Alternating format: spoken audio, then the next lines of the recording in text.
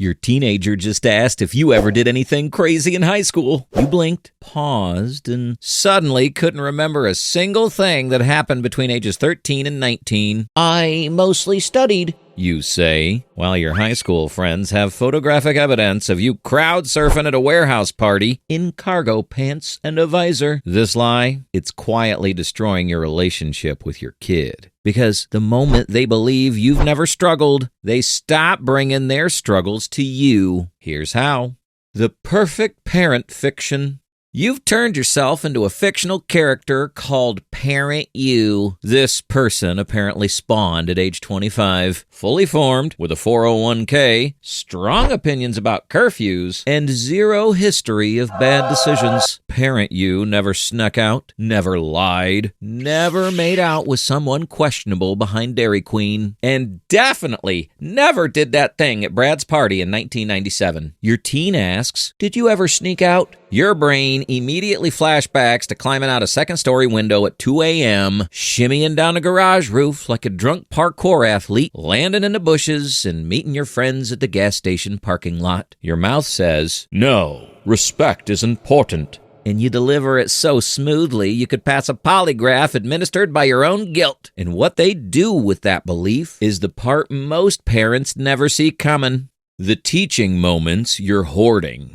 You got drunk at 16 and threw up in Ashley's mom's prized petunias. The flowers died. Actually died. And Ashley's mom still brings it up at neighborhood gatherings 20 years later with the kind of disturbing specificity usually reserved for true crime podcasts. You learned about moderation the hard way, through public humiliation and botanical murder. This is valuable information your teen could use right now. That one story teaches more about consequences than a decade of "just be careful." Telling them don't drink stays abstract. Just another pointless rule from the fun police. But telling them you drank jungle juice thinking fruit punch meant healthy, threw up on the prize-winning flowers with a little bronze plaque next to them, and your crush witnessed the entire disaster while trying to help you find your shoes, that becomes immediately real, useful, weirdly relatable. And the research is brutal. Teens bond more when parents admit they were once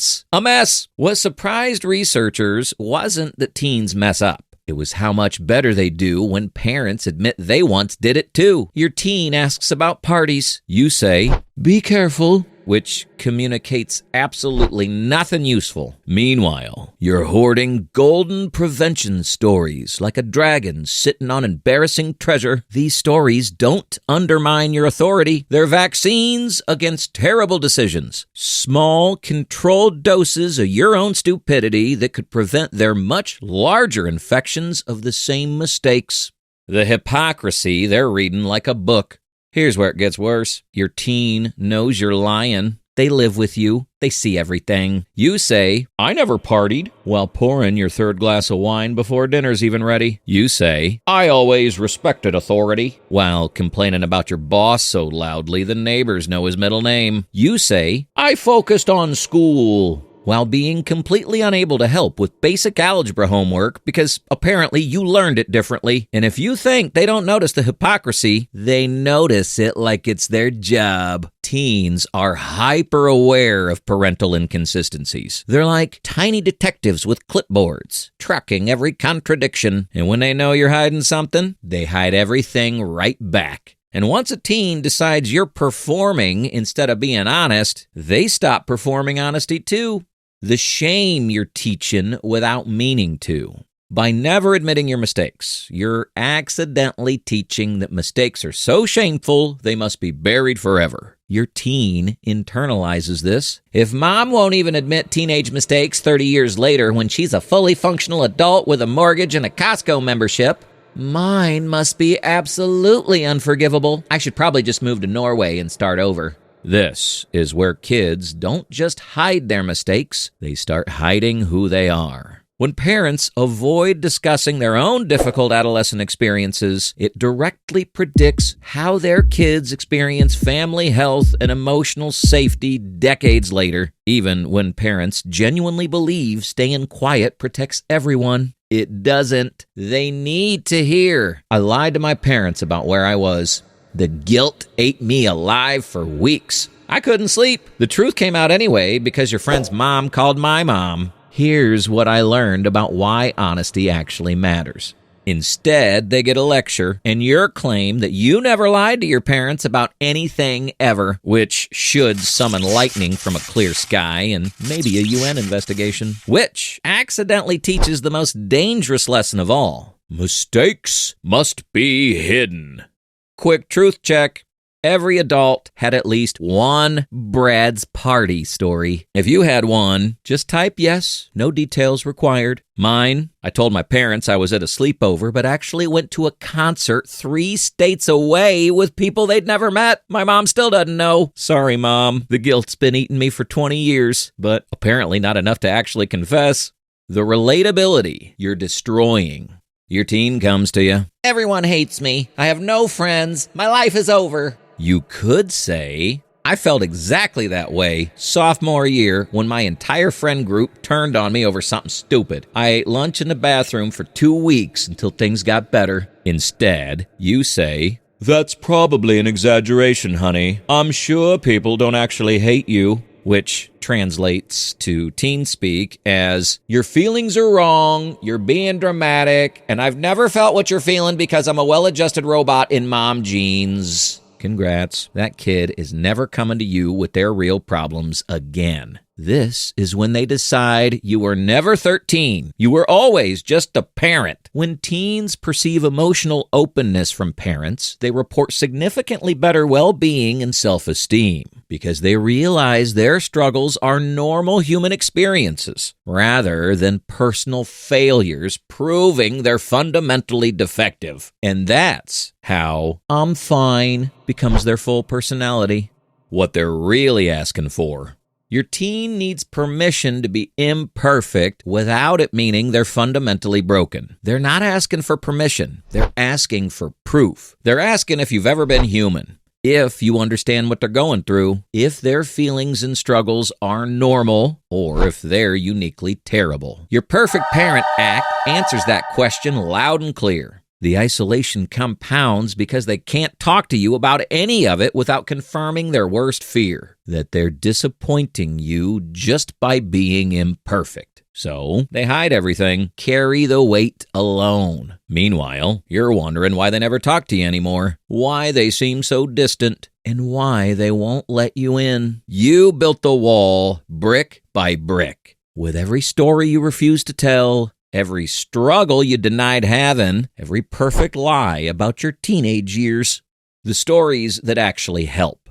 The ones that work aren't your highlight reel of achievements and smart decisions. They're your blooper reels with the director's commentary explaining what you learned. I dated someone who treated me badly because I thought love meant intensity and drama. Here's how I learned the difference between passion and chaos. I chose friends who encouraged bad decisions because I wanted to be cool. Here's how that played out and why I lost 2 years to people who didn't actually care about me. I was so focused on being popular that I hurt good people who genuinely liked me. I still regret it 20 years later. Good sharing validates what they're going through, shows them mistakes don't destroy you permanently, and gives them a model for handling emotions and learning from experience. These stories say, I've been where you are, I survived, you will too.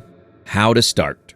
It's never too late to change this. Parents who started sharing real experiences about their own teenage struggles, grades, friends, identity, terrible decisions involving hair dye and fake IDs, saw their teenagers respond with more trust and more willingness to ask for help instead of hiding problems until they exploded into crisis at 11 p.m. on a school night. Start small. Don't launch into dramatic confessions like you're on a reality show. Try, something similar happened to me once when I was your age. Share the feelings, not just the facts. I was terrified my parents would find out. I couldn't sleep for 3 days. Include what you learned. I learned that lying created more problems than the truth would have. The cover-up was way harder than just dealing with consequences. Admit current imperfection to show growth is ongoing. I still struggle with this sometimes and have to remind myself that honesty is easier than maintaining lies.